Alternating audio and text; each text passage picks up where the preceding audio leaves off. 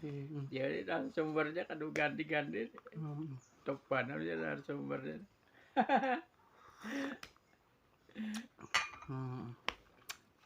Halo guys, kita berjumpa lagi ya di perbincangan santai.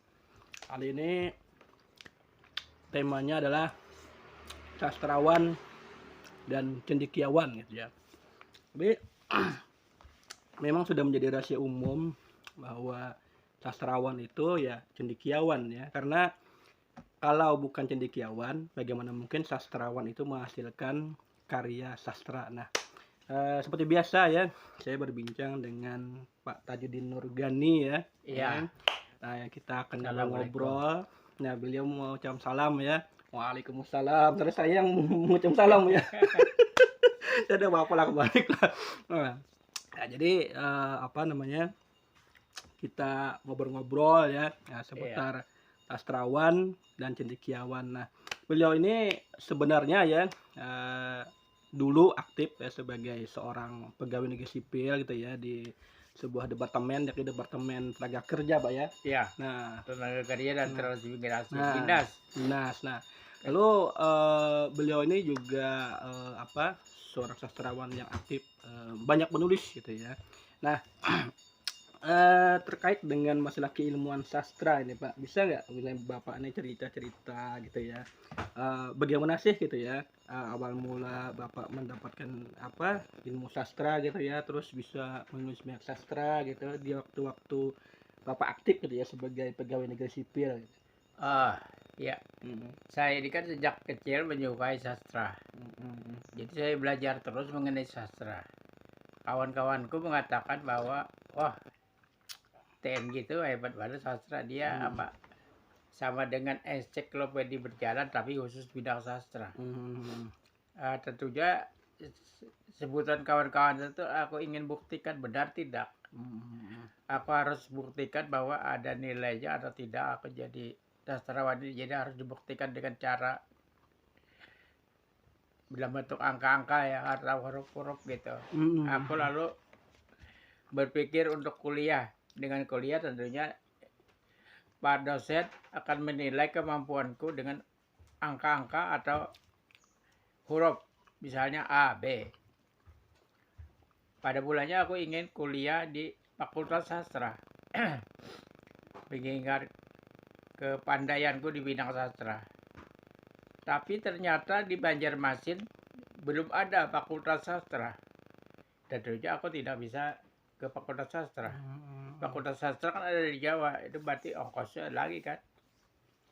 Tapi dari perbincangan dengan kawan-kawan, terutama perbincangan dengan seorang teman yang berprofesi sebagai guru, dia mengatakan bahwa pelajaran-pelajaran sastra itu tidak hanya diajarkan di Fakultas Sastra, tapi juga di Fakultas Pendidikan Bahasa dan Sastra Indonesia. Di sana juga dipelajari tentang sastra. Gunanya adalah sebagai bekal bagi guru untuk mengajari murid-muridnya tentang sastra. Saya tertarik dengan informasi itu dan saya milih-milih fakultasnya. Di Banjarmasin kebetulan ada.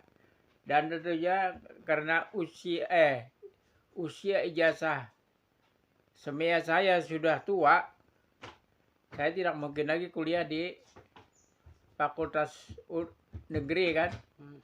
Saya harus memilih swasta. Dan ternyata di Banjarmasin sudah ada fakultas swasta jurusan pendidikan bahasa Indonesia itu. Dan masuklah saya ke sana. Saya ingin membuktikan berapa nilai kepandaian saya di bidang sastra ini yang disebut kawan-kawan sebagai ensiklopedia sastra berjalan. Saya akan buktikan di bangku kuliah. Dan ternyata hasilnya memang bagus. Oh, jadi artinya nilai saya lebih banyak B daripada C. Aduh kan. C-nya dikit. Apalagi C. Apalagi yang lain. D, Pak. Nilai saya A semua. Iya. Jadi motivasi Bapak gitu ya, melanjutkan studi gitu ya walaupun sudah jadi PNS itu adalah konsisten ya di bidang sastra gitu Pak ya. Iya. Nah, lalu ini kan berbeda bidang gitu ya. Di satu sisi Bapak bekerja di bidang tenaga kerja gitu ya. Kemudian dari sisi keilmuan di bidang sastra. Nah, setelah lulus itu apa yang Bapak dapatkan selain ilmu gitu ya di tempat kerja? Mungkin bisa apa? Orang-orang kan biasanya kan kalau bekerja apa sudah bekerja melanjutkan studi itu kan tujuannya salah satunya adalah untuk apa naik jabatan. Nah, kalau Bapak ini bagaimana di tempat kerja? Ya. Saya dengan sastra itu, Mhm. saya kata tadi sejak kecil sudah menyenangi sastra. Saya pelajari buku-buku sastra itu. Mhm. Dan ketika kuliah ternyata apa yang saya pelajari secara otodidak, belajar sendiri, ternyata di kampus sangat berguna, mendukung sekali perkuliahan saya. Bukti. Sehingga saya selalu mendapat nilai A untuk mata kuliah. Ketika itu hanya ada 2 yang saya sukai ya, yaitu sastra dan jurnalistik.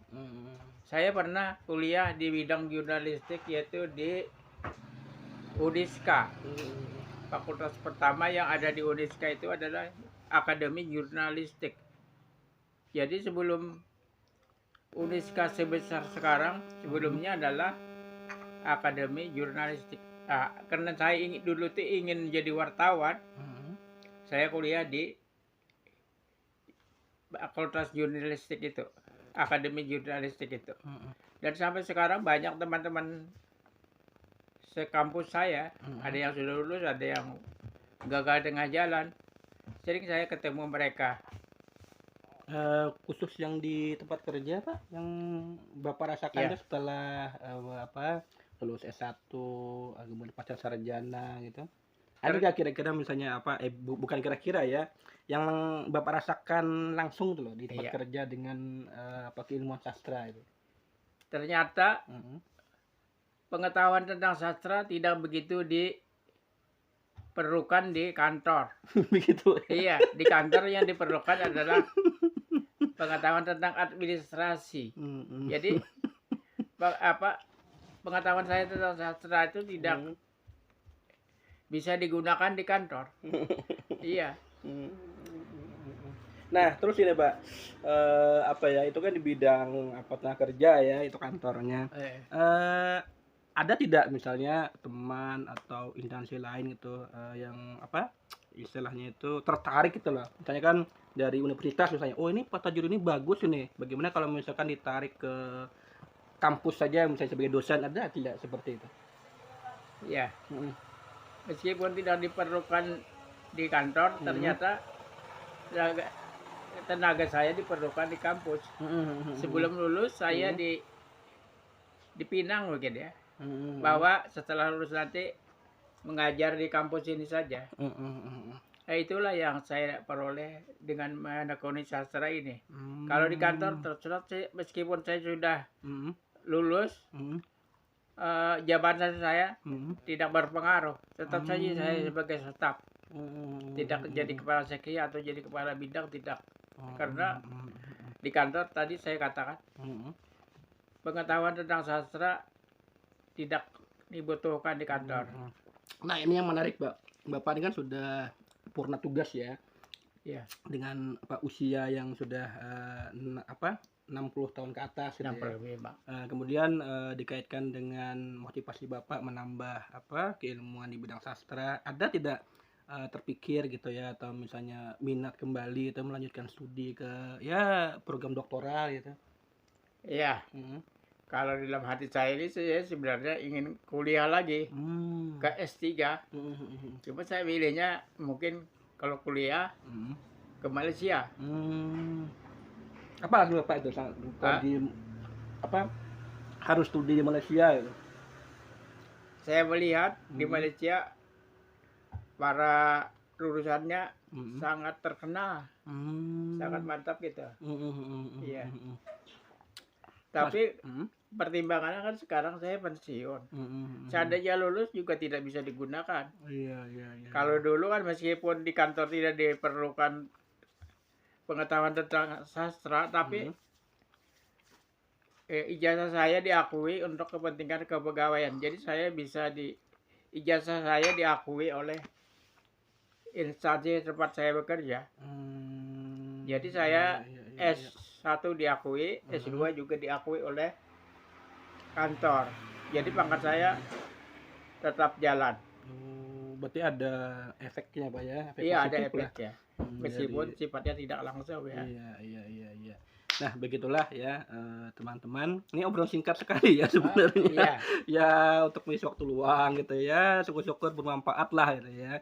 iya. Jadi kesimpulannya itu sastrawan itu sebenarnya adalah seorang cendekiawan ya yang haus dengan ilmu pengetahuan di bidang sastra gitu ya maupun ilmu-ilmu di luar sastra ya yang bisa disampaikan dalam karya sastra. Nah, demikian ya obrolan singkat kita ya. Ada yang mungkin Bapak sampaikan gitu sebelum acara ini ditutup gitu.